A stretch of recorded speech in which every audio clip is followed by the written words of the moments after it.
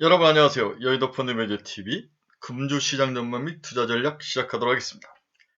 네, 즐거운 일요일 저녁입니다. 네, 오후죠. 네, 여러분들이 다음 주부터 어떻게 생각을 할 것이며 어떤 생각을 가지고 시장을 바라볼지 많은 이제 생각들이 왔다 갔다 하는 시간이죠. 이 시간 정도 되면 한 번쯤 이제 다음 주 무슨 전략들이 있나 여러 유튜브들 한번 검색도 해보고 제 글도 보고 카페도 들어와보고 이런 시간들인데 저도 오늘 새벽부터 일어나서 오전 내내 정리를 하고 오늘 생각을 마무리해서 녹음을 하고 여러분들의 이렇게 생각을 정리해보는 의미 있는 시간이 저도 됐습니다. 네, 지난주 금요일 날 반도체 삼성전자가 실적 발표를 하면서 이제 줄이겠다, Q를 줄이겠다 하면서 이제 상승의 큰 모멘텀이 됐죠. 그래서 이번 주에는 이 반도체 지속성이 정말 중요한데 이 지속성이 계속 이어질 것이냐, 이게 가장 중요한 핵심 키포인트로 개인적으로 봤습니다. 두 번째로는 2차 전지와 반도체의 승자가 누구냐. 지금 우리나라 2차 전지와 반도체가 함께 갔다, 어쩔 때는 반대로 갔다, 뭐 이런 상황이 왔다 갔다 하는데 승패가 갈릴 확률이 좀 높아 보인다. 이런 생각도 좀 들죠. 그 이유를 좀 설명해 드리겠습니다. 그리고 향후의 투자에 대한 우리의 전략, 그리고 종목은 어떤 것들이 있나. 이 부분은 저희가 이제 카페에 달아놨으니까 카페에 와서 보시기 바랍니다. 네, 구독, 좋아요 많이 눌러주십시오. 자, 이제 우리가 시장을 보는 시각을 좀 정리할 필요가 있는데, 여러 생각을 한 개의 어떤 그림으로 나타나면 이 그림이죠. 미국과 한국이 뭔가 다른 모습으로 지금 가고 있다는 거죠. 대표적인 게 미국은 테슬라가 조정을 받은데, 한국은 양극재를 중심으로 해서 꾸준히 상승세가 이어지는 거죠. 멈추지 않고 있는 거죠. 멈추지 않고 있는 거. 이거 정말로 우리가 예상치 못한, 얼마 전까지만 해도 테슬라와 같은 방향으로 움직이다가 이제는 각각의 모습으로 가고 있다는 것.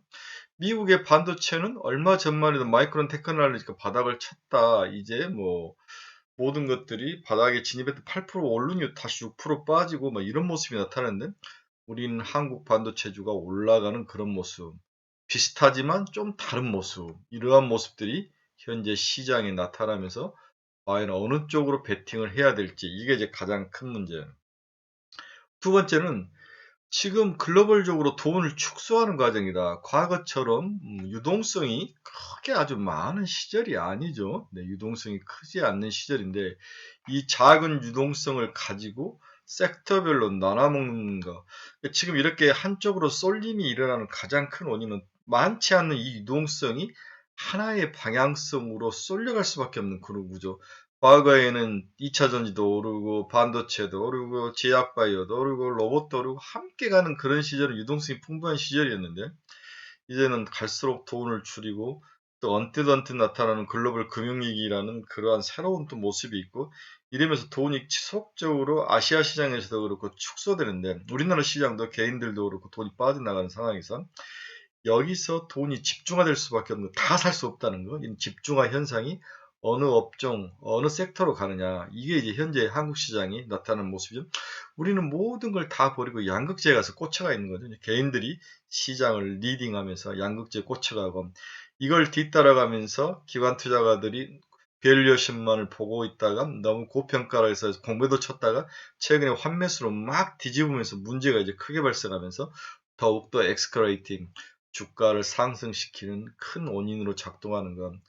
이런 보이지 않는 모순의 가장 큰 핵심은 돈이 줄면서 돈이 스마트하게 어느 한 종목으로, 한 섹터로 빈익빈 부익부 쪽으로 몰려가고 있는 현상. 이것을 어떻게 이해할 것인가, 그리고 또 순환매가 어느 방향으로 돌 것인지, 이러한 것들이 최근에 가장 큰 미국과 한국의 차이점, 그리고 한국에 나타나는 양극재의 집중화 현상의 원인이다. 이렇게 봐야 되는 거죠. 그럼 이러한 현상은 당분간 크게 뭐가 바뀔 가능성은 없는 거예요. 그래서 새로운 종목을 찾기보다는 기존 종목 내에서 좀 저평가되어 있는 것들을 찾는다든지, 그 다음에 고평가되어 있다가 가격 조정을 받고 내려온 종목을 다시 산다든지, 이런 식의 전략을 해야지, 새로운 종목을 찾아서 또 갔다가는 또 늪속에 빠지면서 소외감 속에서 헤매면서 눈물 흘릴 확률이 높아 보인다. 이렇게 금주도 전망을 해 봅니다. 그래서 금주 시장 키포인트를 다시 정리하면, 반도체와 2차 전지 함께 갈 것이냐, 아니면 두 섹터의 승패가 갈릴 것이냐. 지금은 함께 가는 모습인데 언젠가는 승패가 갈릴 것이다. 이렇게 생각이 되는 거죠. 그 다음에 13일 발표된 CPI에 대해서 이제 사람들이 5%대 초반까지 빠질 거로 예상이 하는데 얼마까지 빠질 것이냐.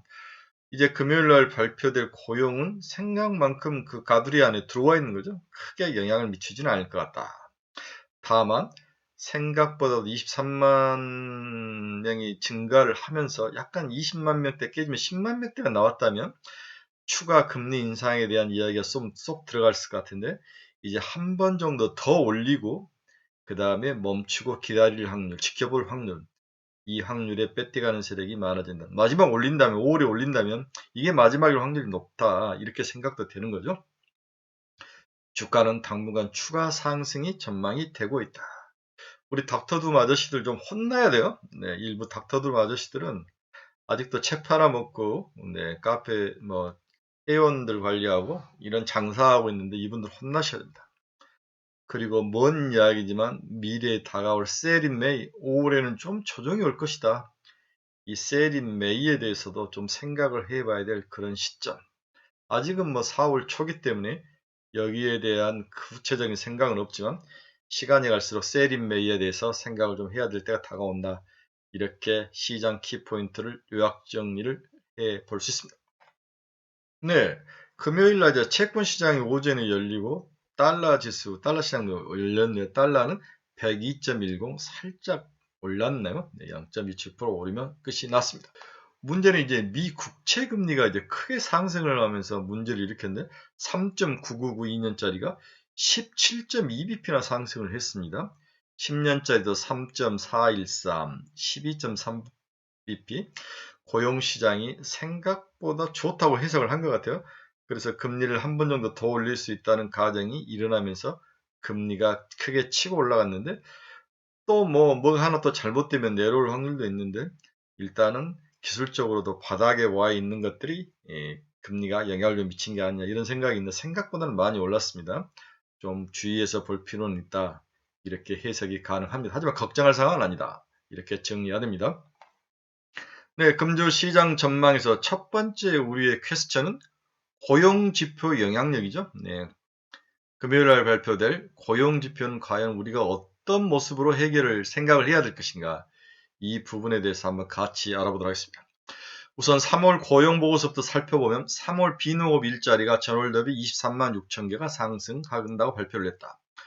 블룸버그의 집계치 중앙값은 23만 개, 다우존스는 23만 8천 개였는데 딱 그 정도 중간에 온 거죠. 블룸버그 예상을 상회했지만 다우존스 기준으로 소폭 낮은 수치이다. 큰 틀에서 보면 예상 수준 범위에 있다. 이렇게 볼 수 있습니다. 1월 수치는 31만 1000개에서 30만 6000개로 상향 조정이 됐네요. 이 부분이 좀 크게 영향을 미친 것 같아요. 반면 1월 고용은 3만 2000개가 감소한 47만 2000개로 내려왔다. 분야별로 민간 서비스 분야에서 3월에만 19만 6천 개 일자리가 증가를 했다. 어디서? 민간 서비스 분야에서 전체 증가분의 83%가 민간 서비스 분야에서 일어나고 있다. 아직도 서비스 고용이 강한 모습을 보여주고 있는 그런 3월 고용 지표다. 이렇게 볼 수 있네요. 그런데 우리가 이제 좀 더 속살을 한번 까보면 근무 시간이 34.4시간으로 0.1시간 감소가 됐다. 근무 시간이 감소가 되고 비즈니스 서브 항목 내 임시직이 3월에만 17,000개 축소됐다. 임시직이 축소됐다. 그래서 고용주들이 일자리를 본격적으로 줄이기 전에 근무 시간을 먼저 단축하고 임시직 직원부터 감원을 하는 그런 경향의 모습을 보이고 있다. 짱 보고 있는 거죠. 일단 살짝 발을 담궈보고 있는 거죠. 결론적으로 3월 고용보고서는 고용은 둔화 추세에 있다. 경기 침체에 대한 우려는 여전히 좀 있다. 단 20만 개를 넘는 꽤 견고한 수치의 침체 임박 또는 심각한 우려는 아직 아닌 상황이다. 시장도 이 부분의 일부 안 돌렸다. 현기준 노동시장은 아직 타이트해서 5월 금리 인상 요인으로 비화될 가능성이 좀 남아있다. 문제는 다시 말하면 추가 금리 인상 가능성이 있게 생겼다는 거죠. 20만 개 이상의 고용 증가는 둔화 속도 측면에서 충분하지 않다고 보는 거죠. 연준 입장에서는 증가분이 20만 개 밑으로 나왔으면 좀 나았을지도 모르겠다. 시장은 결국 3월 고용보고서 결과 인플레이션은 둔화하지만 충분하게 빠르지 않다 이렇게 평가를 하면서 5월에 금리를 한 번 더 올릴 수 있는 가능성에 무게를 두면서 채권금리가 민감하게 반응을 한 고용지표였다. 이렇게 해석이 됩니다. 네, 실업률은 3.5%로 전월 3.6에서 하락을 해서 내려왔죠. 네, 3월 미국 고용지표는 너무 과하게 조건은 나쁘지 않은 상황을 보여줬다. 경제활동 참가율은 상승을 했고, 그렇죠. 임금 상승률은 둔화를 했다. 이 부분이 굉장히 중요하죠. 경제활동 참가율이 상승하고 임금 상승률이 살짝 둔화하는 모습. 아주 좋은 골디락스 모습인데 이런 것을 뒤집어 보면 한 번 정도 더 금리 인상으로 사람들이 시장이 몰고 가는 그런 분위기는 좀 경계를 해야 될 것 같다 이런 생각이 듭니다. 일단 5월 금리 인상 가능성은 충분히 있어 보이지만 내용을 살펴보면 속도는 느리지만 약간의 골디락스의 개념, 나쁘지 않게 예쁘게 조정을 받고 있다. 이렇게 볼 수 있다. 저는 그렇게 해석이 됩니다. 자, 두 번째 주제는 3월, 4월에 발표될 3월 CPI는 어떨 정도인가, 어떤 수준은 어떨 것인가. 12일에 3월 CPI가 발표될 예정이다. 12일에 발표되는 전망치는 YY로 5.1. 지난달 6.0이었으니까 0.9나 빠지는 낮아질 것으로 예상을 하고 있다. YY로. 중고차 가격이 마이너스권에서 반등하고 있지만 주택과 가솔린 그리고 글로벌 식품 가격 하락세가 지속적으로 하락세가 지속되고 있었고 2011년 10월 이후 처음으로 CPI가 5%대에 진입할 가능성이 매우 높아 보인다. 네, 지난달에는 이제 중고차 가격이 하락하면서 CPI를 끌어올렸는데 이제 반대로 중고차 가격이 살짝 올라오고 주택과 가솔린이 좀 힘들었는데 이 부분과 음식료가 내려온다는 거죠. 미국 노동력 공급 확대와 물가 상승 증정은 연준의 5월 마지막 금리 인상 이후 동결 시나리오에 대한 가능성을 높이고 한 번 올리고 동결할 가능성을 높여주고 주식시장은 선제적으로 기준금리 동결 국면을 반영할 가능성이 높아 보여 주식시장에는 골디락스 분위기가 나타날 것으로 예상을 하고 있다. 그래서 CPI가 발표가 되면 주식시장은 다시 골디락스로 상승할 가능성이 높아 보인다. 이렇게 해석을 해볼 수 있을 것 같습니다.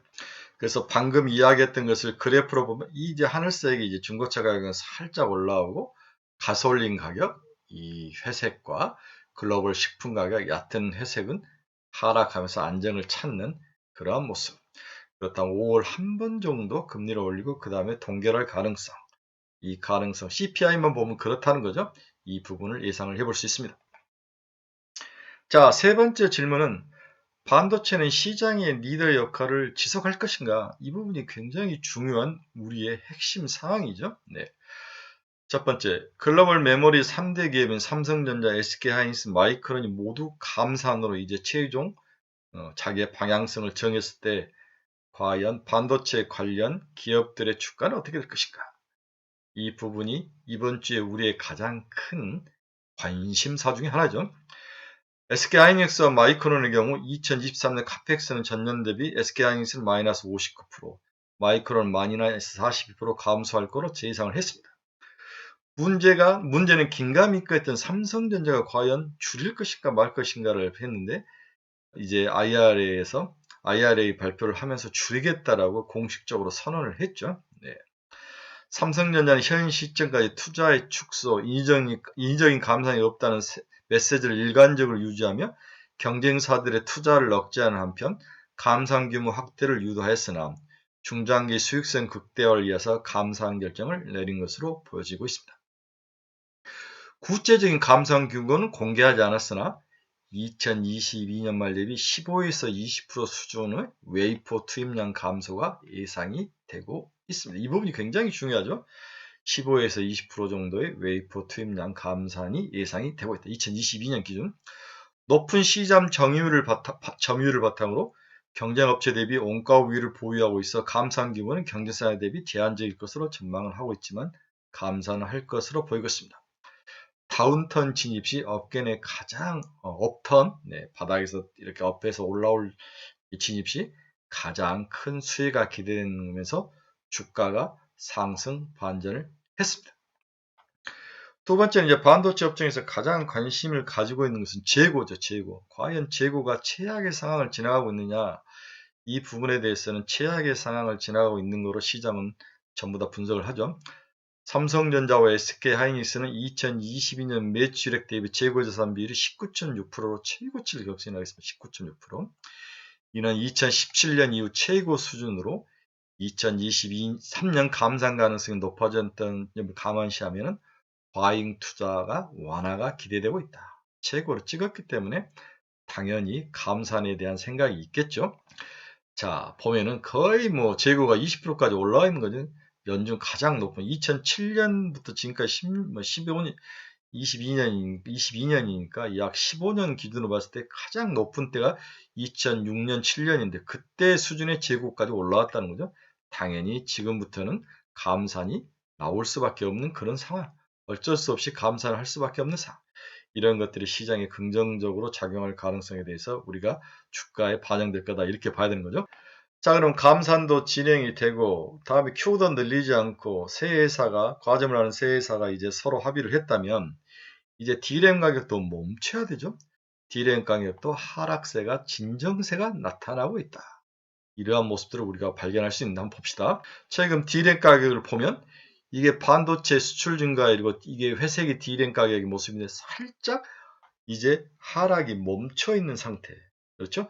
D램 스팟 가격이 살짝 멈춰져 있는 상태. 더 이상 빠지지 않고 바닥을 형성하고 있는 상태. 이런 모습을 보면 D램 가격도 거의 바닥에 왔다. 이렇게 우리가 생각을 해볼 수 있습니다. 자, 그러면 전체적으로 회사가 감산을 결정하고 그 다음에 재고가 감소할 것 가능성이 있고 D램 가격도 바닥을 치고 상승을 할 수 있다. 여기까지는 오케이. 그렇다면 우리가 이제 대외적인 거시적 변수에서 기준금리 인상 후 동결을 했을 때 인상을 쭉 하다가 금리를 쭉 하다가 동결을 했을 때 동결로 전환을 했을 때 반도체의 주가는 과거에 어떤 모습을 보였는가? 이 부분이 굉장히 중요하죠. 반도체 주가를 결정한 중요한 변수 중 하나인 외국인 순매수 여부도 우리가 관심을 가질 필요가 있다. 삼성전자는 최고 4주 연속 외국인이 순매수를 했고 누적 순매수 금액은 2.6조 원에 달할 정도이다. 반면 SK하이닉스는 최고 6주 연속 외국인들 순매도를 했고 누적 순매도 금액은 마이너스 1.1조다. 그렇다면 외국인들은 삼성전자 롱, SK하이닉스 숏칠 확률이 높아 보여. 농쇼프레에 걸릴 확률이 높아 보여. 과거 연준이 기준금리 인상 국면에서 외국인은 삼성전자를 중심으로 국내 반도체를 순매도했죠. 기준금리 인상했을 때. 그러나 그 이후 동결 국면에서는 삼성전자를 중심으로 포지션을 순매수로 전환했다는 것을 우리가 알 수가 있습니다. 중요한 포인트네요. 금리를 동결했을 때 외국인들의 수급이 순매수로 바뀌었다는 사실은 굉장히 중요합니다. 참고로 근본 기준금리 인상 국면인 2022년 3월에서 23년 3월에도 과거와 동일하게 외국인은 삼성전자를 중심으로 순매도를 지속적으로 이어왔었습니다. 국내 반도체 외국인의 순매수 여부도 중요하고 삼성전자, SK하이닉스에 대한 엇갈린 시각이 나타나죠. 하이닉스는 살짝 매도를 치고 삼성전자는 매수를 치는 그러한 엇갈린 모습, 롱숏이 걸린 거죠. 이렇게 볼 수 있습니다. 그래서 앞부분의 이야기를 다시 이어보면 외국인은 반도체에 대해서 비중 확대를 시작했다. 금리 동결이 예상되면서 반도체에 대한 비중 확대를 시작했다. 외국인은 삼성전자 지분을 고점에 58%였는데 현재 51%니까 앞으로 7% 정도를 더 채울 확률도 있다. 참고로 현재 SK하이닉스 외국인 지분은 50%로 2009년 이후에 최고 수준이다. 반대로 하이닉스는 좀 줄이고 삼성전자를 늘려야 되겠네요. 과도하게 축소되었던 그러한 삼성전자에 대한 매수를 늘릴 확률이 높아 보인다. 이렇게 외국인의 지분 비율을 보면 알 수 있다. 이 점도 굉장히 중요한 투자 포인트죠. 네, 이게 보면은 하이닉스는 지속적으로 50%대를 크게 줄이지 않고 가장 높은 수준을 보이고 있습니다. 삼성전자는 이게 축이 이제 역축인데 이렇게 올라가는 모습을 보이고 있죠. 왼쪽이지 역축이 아니라 왼쪽. 네, 그렇습니다. 삼성전자와 하이닉스가 서로 반대 방향의 모습을 보여주고 있습니다. 자, 여섯 번째로 과거 반도체 캐펙스를 축소했을 때 어떤 순서대로 주가가 상승을 했느냐 보면은 먼저 하이닉스가 가장 많이 올랐고 삼성전자와 하이닉스를 제외한 반도체가 그 다음에 70% 올랐고 삼성전자가 55% 가장 적게 올랐다는 거죠. 그렇죠? 네. 지금은 또 어떻게 나타날지 모르죠. 과거에는 그렇다는 거죠. 그래서 과거에 2009년을 포함해서 2009년, 2016년, 그 다음에 2019년 총 3번 카펙스를 줄일 때가 있었는데 그때 보면 하이닉스가 제일 많이 올라가고 그 다음에 하이닉스와 삼성전자를 제외한 서프라이 체인에 있는 반도체 관련 기업이 두 번째로 많이 올랐고 그 다음에 세 번째로 삼성전자가 올랐다는 거죠. 네, 왜 그러냐면 하이닉스는 이 반도체에게 하나의 단일로 이제 노출이 되지 않습니까? 그럼 줄였다는 것은 가격에 있어서 상승이 가능성이 있었기 때문에 하이닉스가 굉장히 수혜를 많이 받았다 이렇게 볼 수 있는 거죠. 단기적으로 반도체 업종 내 최근 주가 수익률이 가장 부진했던 대형주 중심으로 반등을 하겠지만 시간이 지날수록 중소형주도 관심을 좀 가질 필요가 있다. 가격이 반대로 치고 오르니까요. 그렇죠? 네, 이런 부분들을 좀 생각을 해봐야 될 것 같습니다. 자, 그렇다면 중소형주는 소부장은 좀 아닌 것 같아요. 저는 오히려 비메모리 쪽을 키우는 그런 모습, 그 다음에 반도체에 투자를 줄인다면 그 안에 이제 마이그레이션, 뭔가 그 수율을 올리고, 그렇죠. 수율을 올리고 기술을 진보하는 쪽에 그러한 모습, 소재 쪽에 오히려 더 올라갈 확률, 장비주보다는 소재, 이런 쪽이 더 후공정, 이런 쪽이 더 좋아 보이지 않나 그런 생각도 좀 해 봅니다. 그래서 과거 보면 국내 반도체는 전체 58%가 올랐고, 네, 카펙스를 줄였을 때 삼성전자는 55%, 하이닉스는 115% 올랐네요. 하이닉스가 제일 많이 올랐습니다. 그 다음에 삼성전자와 하이닉스를 제외한 우리 관련된 여러 소재, 전공정, 후공정 기업들이 70% 정도 오르는 그런 모습. 이런 모습이 나타났다. 굉장히 의미한 바가 크죠. 그렇다면 하이닉스는 지금 마이너스가 너무 심하기 때문에 하이닉스를 사기보다는 차라리 삼성전자와 하이닉스를 제외한 뭔가 소재라든지 후공정이라든지 그 다음에 비메모리라든지 이런 쪽에 투자를 하는 게 훨씬 더 효율적이지 않을까 개인적으로 그런 생각도 또 해보게 됩니다. 자, 이제 반도체에 대해서 여러 가지 것들을 이제 정리해서 막 주저주저 이야기했는데, 그 다음에 또 우리나라의 주식을 올릴 수 있는 주가가 지금처보다 더 한 단계 레벨업이 될 수 있는 가장 큰 요인 중에 하나가 국내 수출 반등 가능성이 있습니다. 네, 국내 수출 반등 가능성.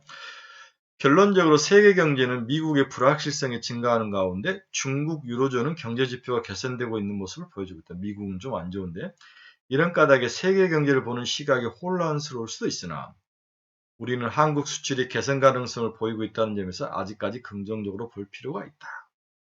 2월 한국 수출 증가율이 마이너스 7.5%로 YY를 기록하였으나 수출 물량은 이 중에 중요한 물량은 1.1% YY로 상승을 했다는 거죠. 수출 물량은 1.1% 상승을 했다.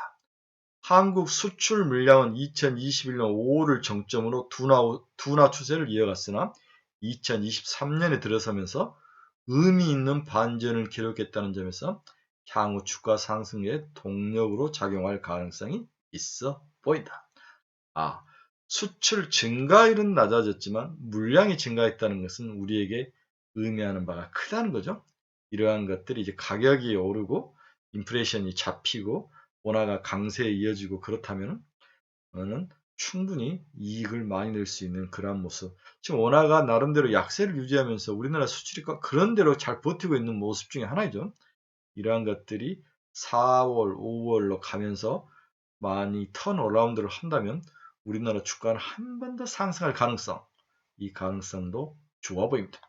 그래서 그래프로 접어도 이 빨간 게 이제 수출 물량 증가율인데 수출 물량 증가율이 상승으로 돌아섰네요. 네, 반도체도 바닥을 찍고 올라오는 모습. 이런 모습이 보여지고 있습니다. 또한 최근에 이제 자동차의 반등도 매우 중요하죠. 자동차 산업이 너무 수출도 잘 되고 실력도 갖추고 근데 주가는 움직이지 않는 거죠. 3월 자동차 수출이 US 달러로 65.2억 불을 기록하며 사상 최대치를 경신을 하고 있습니다. 그러면서 이제 자동차 이제 부품주들이 살짝 뜨다가 다시 내려앉고 있는데 기아 자동차를 기준으로 10만 원까지 나면 버텨볼 만하다. 그 다음에 현차는 25만 원 뭐 이 정도로 보고 있는데 여기에 중국 경제가 살짝 또 치고 올라온다면, 1분기는 제가 중국 경제가 우리에게 영향을 많이 못 미치는 이유는 재고를 소진하는 기간이었다. 이제 1분기가 지나면서 쌓인 재고를 다 소비를 한다면 이제 다시 리스타킹, 재고를 축적해야 될 오더 주문을 나올 것이다. 이런 것들이 한국 시장에 2분기에 큰 영향을 미칠 것이다. 이렇게 저는 보는 거죠. 긍정적으로 보고 있습니다. 그러나 이제 한 가지 이제 우리가 또 걱정을 해야 될 제가 좀 걱정스러운 부분은 너무 밸류에이션이 좀 높아졌죠. 14.4배까지 한국 퍼가 올라왔습니다. 반도체들이 바닥에 있다가 퍼가 올라오면서 전체적으로 14.4배까지 올라와 있습니다. 자, 과거에 보면 전 세계 퍼를 보면 신흥국은 11.8배. 그렇죠? 전 세계는 15.4배, 선진국은 16배. 이제 미국은 18.3배죠. 18.3배 살짝 올라가고 17배에서 한국이 14.4배. 그렇죠? 유럽, 일본, 중국이 있는데 이 중국이 10.5배로 제일 좀 낮은 모습을 보이고 있죠. 그 다음에 일본과 유럽이 12.5배에서 9배. 우리가 14.4배.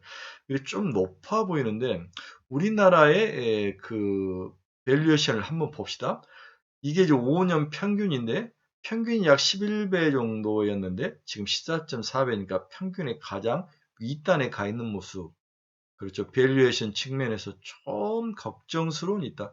그럼 이 밸류에이션을 낮추는 방법은 우리가 반도체 기업들의 EPS가 올라가는 방법밖에 없죠. 퍼는 이 주가를 EPS로 나눈 거기 때문에 분모에 있는 EPS가 높아져야만 퍼가 낮아지는데 이러한 것들을 우리가 좀 기억을 해야 된다. 그러나 반도체는 뒤에서 해야겠지만 고퍼에 사서 저퍼에 팔아야죠. 네. 이게 삼성전자 퍼인데 작년에 6.9배였죠. 네, 저퍼에서 팔았죠. 고퍼가 올해가 38.8배인데 너무 고퍼. 퍼라는 게 여러분 봅시다. 단순하게 보면 퍼는 주가를 EPS로 나눈 거지 않습니까? 그렇죠? 주가가 EPS는 증가하지 않은데 분자가 올라가면 퍼가 올라가 버린 거죠. EPS 분모가 올라가면 퍼가 내려가는 거. 그래서 지금이 가장 바닥이다라고 해석을 해야 되는 거죠. 지금 살 때이다. 이렇게 PBR로 보면은 주가는 반도체는 고퍼에 사서 저퍼에서 파는 게 맞습니다. 자, 마무리합시다. 결론을 보면 이제 시장은 2차 전지와 반도체의 싸움이다. 적은 돈으로 둘 다를 가져가기에는 좀 힘이 붙일 것이다. 어느 한쪽으로 쏠릴 가능성에 대해서 우리가 좀 대비를 해야 되는 게 아니냐 그런 생각을 해봅니다. 자, 2차 전지에 대한 각각색의 생각을 정리했으니까 여러분들 한번 읽어보시기 바랍니다. 양극재 에코프로비엠과 에코프로는 기존 공매도의 환매수가 나타나며 지속 상승 중에 있다. 추가 상승 여부는 이제 아무도 모르는 상황으로 가고 있으며 상승세가 좀 과하다는 생각이 시장의 지배적이긴 하다. 이런 불확실성에 대응할 수 있는 대응책은 가격 상승 시마다 분할 매도로 나서는 것이다. 이제 2차 전지 관심은 음극재 관련 소재와 기술 그리고 첨가제로 살짝 이동 중인 모습으로 나타나고 있다. 대주 전자재들과 CNT 도전제 수혜주가 당분간 2차 전지 리더로 등장할 가능성이 있어 보인다. 또한 IRA로 발등에 떨어진 불인 테슬라가 한국 배터리 기업이 쇼핑에 나섰다는 기사도 나오고 있다. 전기자 보조금 요건에 맞추려고 SK 하이닉스나 LG화학 등에 연쇄적으로 접촉 중인 것으로 보고 있다. 이래서 이제 지금 올라가고 있는 거죠. 소재 탈중국 움직임이 가속화되고 있다. 장기 계약 체결도 논의 중인 것으로 알고 있다. 이러니까 이제 미국의 2차 전지는 좀 빠지지만 한국의 2차 전지는 올라가는 원인이 되고 있다. 중국의 전기차인 히토류 자석 수출 동결을 추진하고 있다. 자원 무기화 가능성이 재등장을 하고 있다. 중국 히토류 자석 수출 동결 조치가 추진 중으로 보도로 서방의 대중국 견제에 맞서 자원 무기화를 들고 나온 거죠. 그러나 늘 이런 이벤트는 단기에 그치는 경향이 있더라. 쫓아가면 안 된다. 이번 주 2차 전지에 주목해야만 될 소식은 4월 18일부터 IRA 세분화를 기준으로 전기차 보조금을 지급할 예정이다. 양극재, 음극재는 구성 소재로 인정되면서 향후 국내 양극재 및 음극재 기업의 상당수는 캐파가 국내에서 증설이 이뤄질 전망이다. 전해과 분리막은 부품으로 분리되면서 북미 내 증설이 필수적이다. 그래서 전해과 분리막은 미국의 공장을 가진 기업들이 유리할 확률이 높아 보인다. 최근 리튬주의 상승이 무서운데 전형적인 작전주 냄새가 나 주의할 필요가 있다. 현재 리튬 가격이 엄청 하락을 하고 있는데 얘들이 올라가고 있다는 전 작전주 냄새가 너무 많이 나는 거죠. 폐배터리는 충분히 가격 조정과 기간 조정을 마친 상태로 추가 하락보다는 기술적 반등이 전망돼서 지속 보유를 추천한다. 이번 IRA 세부 법안 발표에는 AMPC와 그 다음에 FEOC, 이 우려 국가죠. Foreign Entry of Concern이라고 해서 FEOC라고 부르네요. 내용이 부재했는데 과연 이 내용에 어떤 국가가 낄지, 중국이 낄지 누가 낄지를 잘 살펴봐야 되는 거죠. AMPC 관련 내용은 추후 공개가 될 예정이다. 보조금을 주는데 상한선을 줄 것이냐 말 것이냐, 이 부분은 굉장히 중요하죠. 아직 그 이야기를 하지 않았다는 거죠. 북미 내 OEM은 CATL 배터리를 우회적인 방법으로 도입을 검토 중인데 향후 FEOC, FEOC가 우려 국가 지정 관련 규정이 굉장히 중요하니까 관심 있게 지켜봐야 된다. 또한 원자재 하락 가격에 대한 고객사들의 판가 협의 등을 파악을 해야 된다. 원자재가 하락하면서 판가 전이가 그렇게 쉽지 않을 수도 있으니까 이런 것들이 크게 나타난다면 한번 가격 조정이 크게 나타날 확률이 있기 때문에 주가 상승 시마다 양극재는 팔아야 된다. 이게 이제 제 생각인 거죠. 네. 반도체 주들을 한번 쭉 읽어보시고 여러분들이 한번 평가를 해보시고, 오늘 반도체 이야기를 많이 했으니까 여기서는 말하지 않고 넘어가겠습니다. 로봇 한번 봅시다. K로봇은 올해 국내 증시의 주도 테마주이다. 그래서 다양한 로봇들이 기간 조정을 충분히 받았고 가격 조정을 받았다. 다시 상승할 가능성이 있기 때문에 한 서너 종목으로 분산 투자해서 오래 가지고 가라. 힘들 때마다 반도체, 2차 전지가 그렇게 많이 상승하는데 로봇이 저렇게 바닥에 있을 때 에코프로 보면 LNF가 우상향할 때 그 찌글찌글 옆으로 기다가 치고 올라가는 그 우상향 고래가 있었다는 것들을 알고 참고 견디셔야 하는 거죠. 네. 이번 주는 좀 로봇주가 많이 올라갔으면 좋겠습니다. 바이오도 마찬가지죠. 돈이 반도체, 2차 전지가 좀 찌글찌글하고 그러니까 이제 돈이 바이오로 돌아버렸죠. 바이오로 돈 이유는 국가가 뭐 여러 가지 것들을 이제 또 바치는 거죠. 그렇죠? 네. 마이크로바이옴에 대한 투자도 국가가 보여주고, 그다음에 다양한 암학회나 이런 바이오 학회가 열리면서 거기에 대한 관련된 기업들이 막 치고 올라가는 거죠. 뭐가 올라갈지는 모르는데, 그러나 바이오는 늘 흔들리면서 가기 때문에 중장기적으로 투자를 해라. 그리고 바이오들이 전부 다 구조조정을 걸치면서 살아남는 자들이 이제 과제만의 형태가 나올 수도 있다. 기술력도 많이 올라가고. 최근 한미반도체 올라오는 거 보니까 무섭네. 25만원, 30만원까지 찍어 올라오는 거 보는데, 저는 개인적으로 한미반도체는 쳐다도 안 봅니다. 물론 뭐 40만원, 50만원 갈 수도 있죠. 그러나 저는 한미반도체는 쳐다도 안 봅니다. 결론 한번 봅시다. 기존 가는 놈이 간다. 그래서 새로운 놈에 대해서 기대감을 버려라. 저도 이제 여러분들에게 너무 같은 종목만 추천을 하다 보면은 저도 이제 유혹을 느끼죠. 뭔가 새로운 종목을 찾고 싶어서. 그런데 이제 결국 가는 놈이 간다는 생각으로 이 꽃놀이패는 결국 우리가 돌고 도는 놈 내부에서 돌 확률이 높아 보인다. 이렇게 예상을 해야 될 것 같습니다. 그래서 이것저것 살 것 없다면 뭐 한 종목, 한두 종목에서 배팅하고 이제 순환매로 돌아오기를 기다리죠. 이번 주에 이제 정말 좋은 종목, 제가 이제 일곱 종목 정도를 제가 저희 카페에 실어놨습니다. 한번들 보시고 여러분들에게 도움이 되셨으면 좋겠습니다. 네, 다음 주에는 누리호 발사 일정이 있죠. 5월 중순에서 6월 하순 최종 날짜를 발사하니까 이제 방산 종목도 좀 괜찮아 보여요. 반도체 전남 심사국을 신설할 예정이다. 에코프로 그룹 중 실적 발표가 있죠. 한번 보시기 바랍니다. 우주, 항공, 반도체, 2차 전지 이러한 이벤트들이 조금씩 있습니다.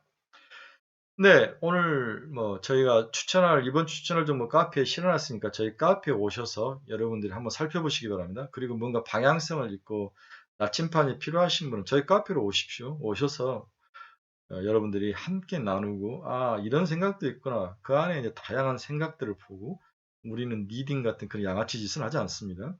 여러분들과 함께하는 좋은 카페이니까 여러분들 많이 들어와 주시기 바랍니다.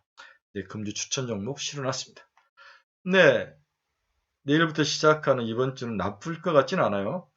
그리고 셀인 메이에 대한 생각은 우리 4월 중하순부터는 생각합시다. 네, 물론 생각을 해야 되는데 5월 중순부터는 좀 줄일 필요는 있어 보이는데 일단은 4월 한 달은 누립시다. 그리고 닥터 둠들의 유튜브도 보지 마십시오. 그들이 여러분들에게 전하는 그 부정적인 인식으로 여러분들이 그 많은 종목을 먹을 수 있는 기회를 얼마나 많이 놓쳤습니까? 고소 고발을 해야 될 것 같습니다. 네, 여러분 좋은 일요일 밤입니다. 열심히 공부하시고 많이 생각하시고 또 자기 생각을 늘 정립하는 죽이 되든 밥이 되든 자기 생각을 가지고 투자에 임하셔야만 성공할 수 있습니다. 네, 여러분 긴 시간 감사합니다. 즐거운 한 주, 멋진 한 주, 대박의 한 주가 되시기 바랍니다. 카페에서 뵙겠습니다. 여러분 감사합니다.